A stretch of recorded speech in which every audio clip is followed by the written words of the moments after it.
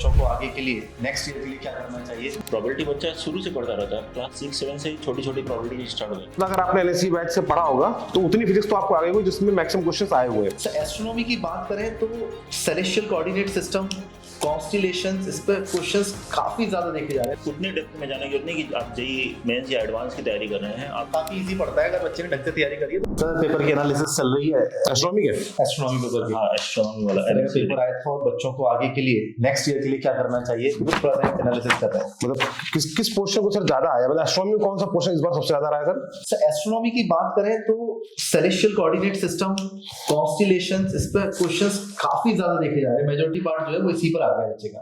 तो ये तो सर आपने बिगनर सीरीज में पढ़ाया था ना? हाँ, ये तो बिगनर सीरीज में पढ़ाया था। तो अगर किसी ने बिगनर सीरीज पढ़ी होगी तो कर लेगा।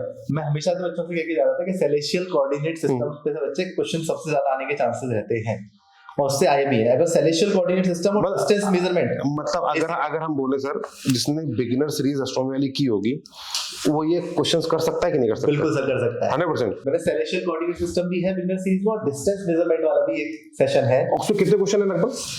इसमें करीब सर 5 से 6 क्वेश्चंस हैं जो इसी मिल जाएंगे, जिसमें एक 6 नंबर वाला मल्टीपल भी है सर। अरे भाई साहब, तो मतलब अगर आपने दो टॉपिक अगर एस्ट्रोनॉमी में देखा जाए तो सेलेस्टियल कोऑर्डिनेट सिस्टम, कॉन्स्टलेशन और डिस्टेंस एंड मेजरमेंट, जो आपने ये 3 लेक्चर आपने दिए हैं, अगर इनसे बात करें तो मेजर पेपर 6 से 7 क्वेश्चन इसी से आ गए डायरेक्टली आपके। बिल्कुल सर, बिल्कुल सर। बहुत सही सर। सर अच्छा, मैथ में सर कैसा रहा? मैथ्स का पोर्शन काफी आसान था सर। बेसिक क्वेश्चंस थे और टॉपिक जैसे कि डेफिनेट इंटीग्रेशन से 2-3 क्वेश्चन से 2 क्वेश्चन मैट्रिसेस ट्रीटमेंट से थे और आसान थे।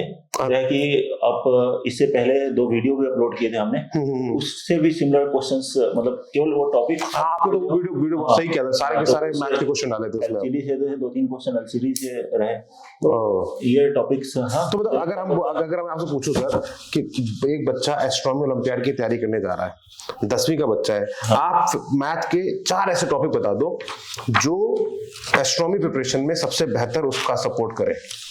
तो उसमें मैं पहला पहला मैट्रिसेस डिटरमिनेंट बहुत सही और आसान भी टॉपिक है और हाँ इजी के लिए तो सर बहुत जल्दी हो जाता है, जल्दी हो जाएगा। ठीक है, और इंडिपेंडेंट भी है सर। आई थिंक ऐसा कुछ बहुत ज्यादा जरूरत नहीं पड़ती है, दूसरे टॉपिक से इतना कनेक्टेड भी नहीं है। और अगर आप बेसिक क्वेश्चंस, मतलब कि जैसे कि आप बोर्ड वाले लेवल की पढ़ाई करते हो, आपको आईआईटी वाले लेवल की नहीं भी करते हो, आप बोर्ड लेवल तक का ही आप देख करके चले जाते हो इन टॉपिक को, तो भी काम हो जाता है। बहुत सही। फिर तो एनएसईए के जो मैथ्स के जो क्वेश्चंस हैं वो उससे हो जाएंगे, उनमें 70-80% क्वेश्चंस का बोर्ड लेवल का करके चले जाता है तो हो जाएगा।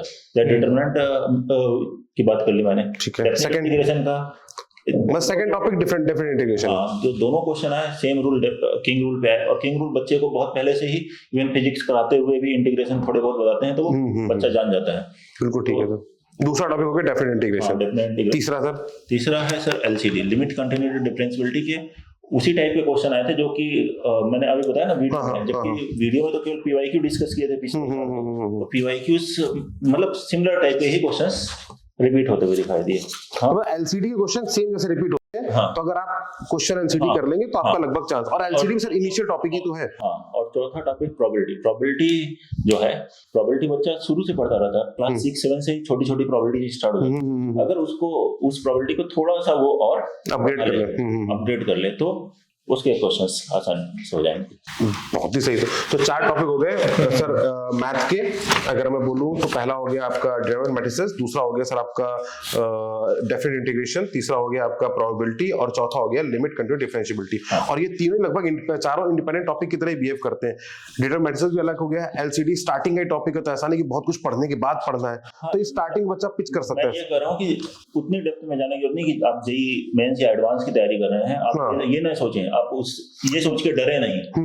मतलब 10th में पूरा सिलेबस जो है वो मेंस लेवल से नीचे ही है। काफी इजी पड़ता है अगर बच्चे ने ढंग से तैयारी करी है तो इजी तो आप बेसिक चैप्टर के बेसिक पॉइंट्स पढ़ के जा रहे हो तो निकलने के चांस रहा तो मतलब ज्यादातर क्वेश्चन निकल जाएंगे। ऑब्वियसली सारे क्वेश्चन में तो हमेशा दिक्कत आती ही है, बट ये है कि मेजर पार्ट आप काम कर सकते हैं। सर फिजिक्स में कैसा रहा? फिजिक्स का भी डिस्कस कर लेते हैं। फिजिक्स में मुझे लग रहा है कि 12th वाला पार्ट यहाँ भी ज्यादा है। अपने एनएससीपी में तो 12th वाला ज्यादा है, यहाँ भी जो बच्चा 11th करके गया है ना वो तो अगर सर फिजिक्स में पूछो, फिजिक्स में बताओ ना कोई 4 टॉपिक अगर आप बोलो कि फिजिक्स में सर देखो ऑप्टिक्स ज्यादा है इस बार, नहीं वैसे जनरली ऑप्टिक्स ज्यादा आता भी है सर, जनरली ऑप्टिक्स ज्यादा आता है, करंट भी ज्यादा आता और है। ज्योमेट्रिकल ऑप्टिक्स सर एनएससीपी तो इंपॉर्टेंट है, मतलब बच्चा अगर एस्ट्रोनॉमी पढ़ रहा है तो वो कहीं ना कहीं मेरे एनएससी वाले बैच में सर पूरी ऑप्टिक्स पढ़ाई है मैंने, जैसे अपन एनएससी के लिए पढ़ाते हैं ऐसे ही पूरी ऑप्टिक्स और पूरा ग्रेविटेशन और पूरा रेडिएशन भी तो पढ़ाया सर। पूरा रेडिएशन भी पढ़ाया है। तो मतलब अगर आपने एनएससी बैच से पढ़ा होगा तो उतनी फिजिक्स तो आपको आ गई होगी जिसमें मैक्सिमम क्वेश्चंस आए हुए हैं। हाँ, तो पहला काम हो गया होगा पहला बड़ा टॉपिक ऑप्टिक्स, ऑप्टिक्स।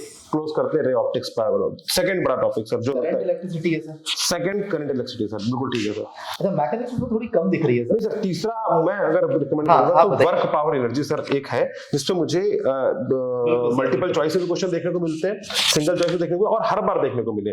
तो work power energy is a good topic, चाहे वो एनएससीपी के फ्रेम ऑफ रेफरेंस से बात करें या एनएससीए से बात करें, तो ये तो एक बड़ा इंपॉर्टेंट रहता है। ये फीलिंग आई थी कि रेडिएशन वाला टॉपिक यहाँ पे भी काफी यूज आता है, मतलब हाँ। रेडिएशन तो आपको हीट ट्रांसफर वो पढ़ना चाहिए क्योंकि उससे कहीं ना कहीं क्वेश्चंस आपको देखने को मिल जाते हैं एनएससीए के अंदर। तो अगर 4 टॉपिक फिजिक्स में रिकमेंड करें तो हमारा पहला टॉपिक होता है रे ऑप्टिक्स, दूसरा टॉपिक होता है आपका करंट इलेक्ट्रिसिटी, तीसरा टॉपिक वर्क पावर एनर्जी और चौथा टॉपिक आपका हीट ट्रांसफर की तरफ होता है। इस बार वेटेज जरूर थोड़ा सा कम देखने को मिलता है, बट जनरल ओवरव्यू देखा जाए एस्ट्रोनॉमी का तो इसमें 4 टॉपिक बहुत इंपॉर्टेंट रहते हैं।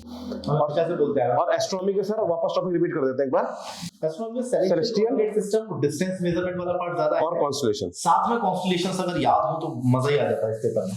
तो ये है नेक्स्ट ईयर के जो बच्चे तैयारी करना चाह रहे हैं एस्ट्रोनॉमी के, उनके लिए हमारा फीडबैक। पॉइंट्स है सारे, अगर आप इन पे फोकस कर लो बच्चे तो नेक्स्ट ईयर आपकी जरूर हेल्प होगी इसमें। हाँ, और एस्ट्रोनॉमी बिगनर्स जरूर फॉलो कर लो क्योंकि उसमें मैक्सिमम चीज आपको कराई गई है। Thank you.